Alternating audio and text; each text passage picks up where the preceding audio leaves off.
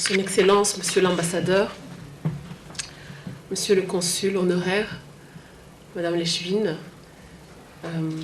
chers représentants de la commune d'Anvers, Monsieur le Président de la diaspora anversoise,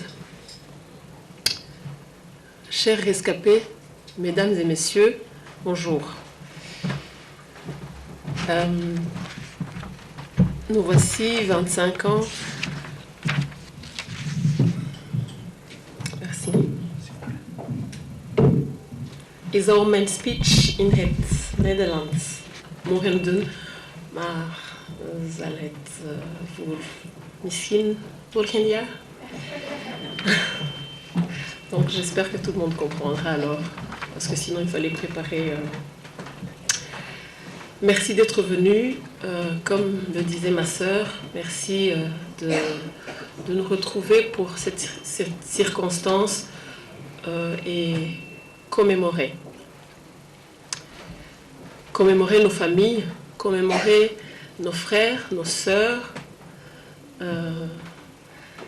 commémorer les victimes Tutsis tuées en 1994, mais se souvenir aussi de toutes ces autres victimes Tutsis tuées déjà depuis des années 59, 62, 61, 62, les années 60.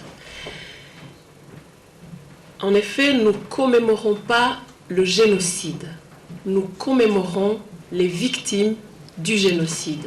Parce qu'on ne commémore pas une chose qu'on aimerait oublier. Le génocide, c'est quelque chose qui nous est arrivé, qu'on aurait bien voulu oublier.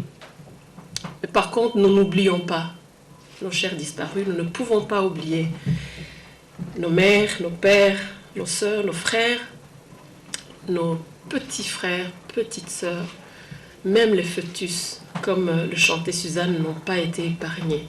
Ils ont été extraits des ventres de leur maman, puisque simplement Tutsis. Nous sommes 25 ans après cette saison dite de machette qui a anéanti le Rwanda en tuant plus d'1 million de vies, 1 million de Tutsis, mais aussi toute personne qui voulait s'opposer à cette folie meurtrière. N'oublions pas également les Hutus qui, ne voulant pas tuer ou voulant juste cacher un Tutsi, un enfant, furent massacrés. Avril 1994 est une année inoubliable pour le Rwanda. C'est une année où on voit le plan bien mûri d'exterminer les Tutsis se mettre en action. Nous disons du génocide de 1994 une solution finale, parce que, en effet, le génocide a commencé depuis très tôt. Les premiers pogroms de 1959 nous rappellent déjà cette volonté qui existait d'éliminer le Tutsi. Sous la première république de M. Grégoire Kayibanda, tuer les Tutsis était comme un service rendu à la République. Et de ces pogroms, il y eut donc de l'exil. Beaucoup de familles Tutsis qui ont pu échapper furent donc réfugiées pendant des années en vivant à l'extérieur du pays sans pouvoir avoir droit au retour dans leur propre pays, leur propre patrie. Sous la seconde république de Habyarimana, il y eut un semblant d'accalmie. On ne tue plus les Tutsis, mais la discrimination s'enracine. C'est une discrimination dans tous les domaines. Nous nous souvenons, nous qui étions au Rwanda, que dans les écoles, il fallait exercer ce quota. Ce quota où, si vous êtes, on dit que la minorité est de 13%, eh bien, sur une classe, vous ne pouvez pas être, vous devez être 13% de Tutsis. Moi, dans ma classe, je me retrouvais toujours à 2, 3 Tutsis sur toute une classe de 20 personnes. Et donc, sous cette Deuxième République, le plan d'exterminer le Tutsi se mûrit quand même davantage, puisque on sait très bien qu'il y a une impunité qui est institutionnalisée. Personne n'a jamais été poursuivi juste parce qu'il a tué un Tutsi. Ça devient une pratique qui est tout à fait normale. Et la Deuxième République ne fait qu'ancrer ces pratiques. C'est cette impunité qui entraîna des foules entières à assassiner leurs voisins sans se poser la question en 1994. Parce qu'on entendait déjà que c'était impossible de les juger. Nous ne commémorons donc pas ce génocide, mais nous commémorons nos disparus. Nous mettons le point à ne pas oublier que c'était des hommes, que c'était des femmes, que c'était des jeunes, que c'était des gens bien, des gens qui vivaient d'ailleurs davantage en solidarité, puisque ces souffrances existaient déjà depuis longtemps. Nos parents nous ont inculqué de respecter l'autre, d'être courtois, d'être davantage plus poli et de ne donner aucune raison d'être peut-être chassé de l'école. Et donc, ces familles disparues, tuées en 1994, avaient davantage des valeurs, puisque cette souffrance déjà s'expliquait l'adaptation à des conditions que je dirais même de terrorisme. Alors quand nous commémorons, nous rappelons aussi l'abandon de la communauté internationale, puisque aujourd'hui nous l'apprenons aussi dans plusieurs discours, dans tous les travaux qui apparaissent aujourd'hui, que c'est le seul génocide qui aurait pu être empêché.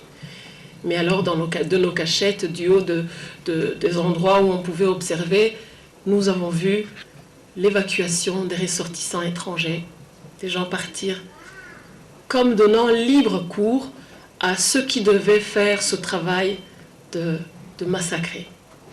C'était comme un signal de dire, voilà, nous reprenons ce qui doit être pris et le reste peut continuer comme c'était prévu. Et lorsque nous commémorons, nous rappelons que le plus jamais ça, c'est aussi cet abandon. Ça, c'est la trahison de nos voisins devenus tueurs.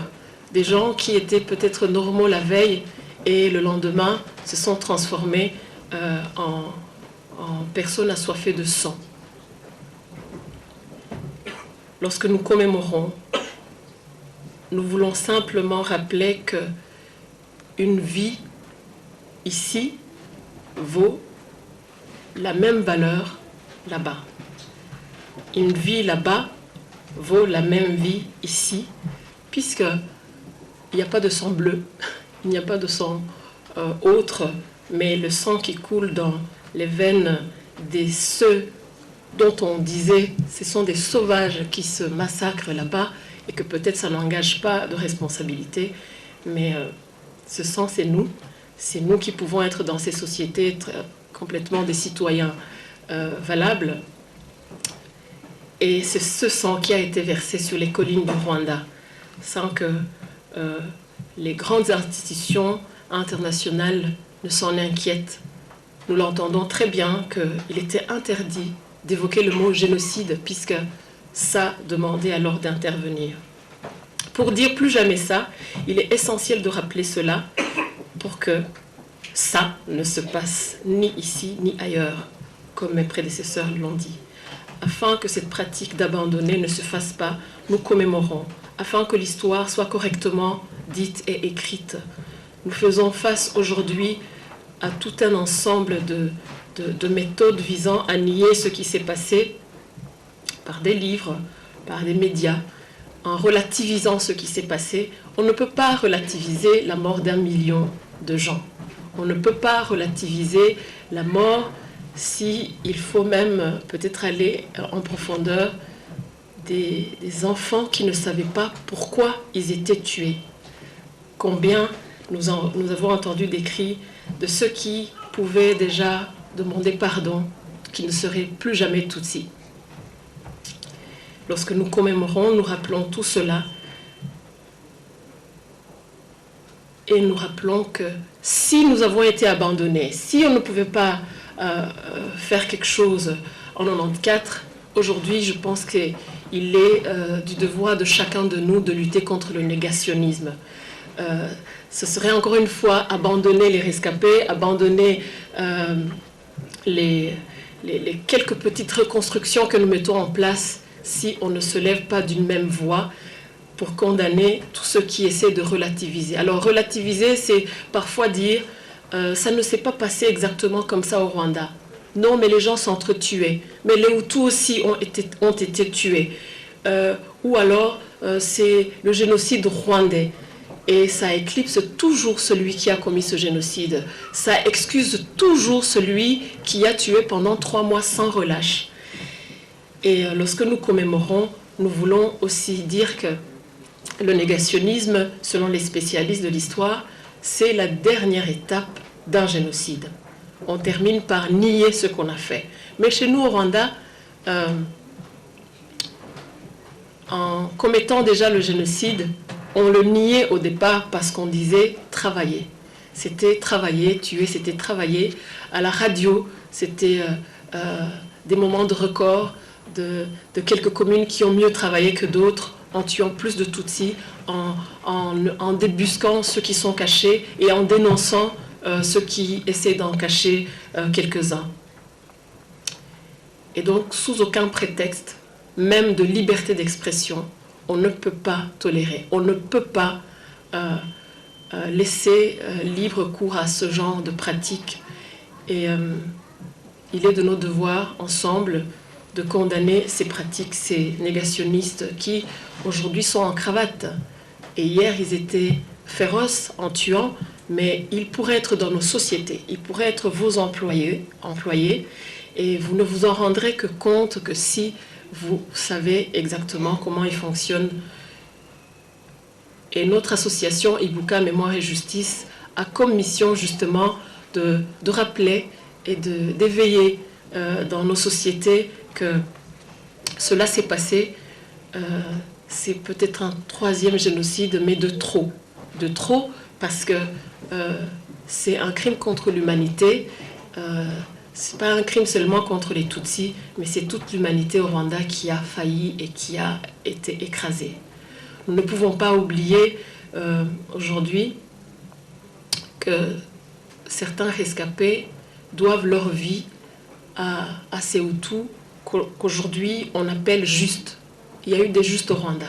Il y a eu des personnes qui se sont opposées, qui ont perdu leur vie, qui ont refusé de participer. Et grâce à eux, même avec les petits moyens, ils ont pu en sauver quelques-uns. Et il est de notre devoir, en tant que rescapés, de mettre cela en lumière. De rappeler qu'il y a toujours moyen de résister. Et la preuve, ces personnes ont été d'une humanité exemplaire. C'est important de le rappeler quand nous commémorons les nôtres. Je termine juste mon mot en remerciant, comme le président l'a fait, l'armée patriotique rwandaise qui s'est battue, qui ne s'est pas découragée et grâce à laquelle ce génocide fut stoppé.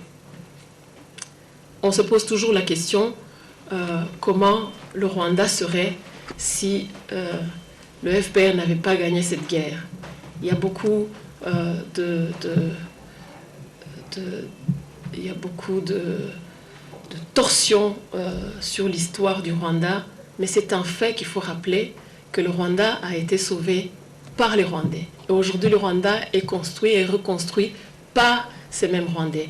Et ça pourrait être un exemple, peut-être pour les autres nations, que lorsque vous êtes détruit jusqu'à la dernière ressource, il y a encore moyen de remonter. Et donc aujourd'hui, nous commémorons, mais nous vous transmettons aussi une petite lueur d'espoir que c'est possible, qu'on peut remonter la pente et revivre. Merci.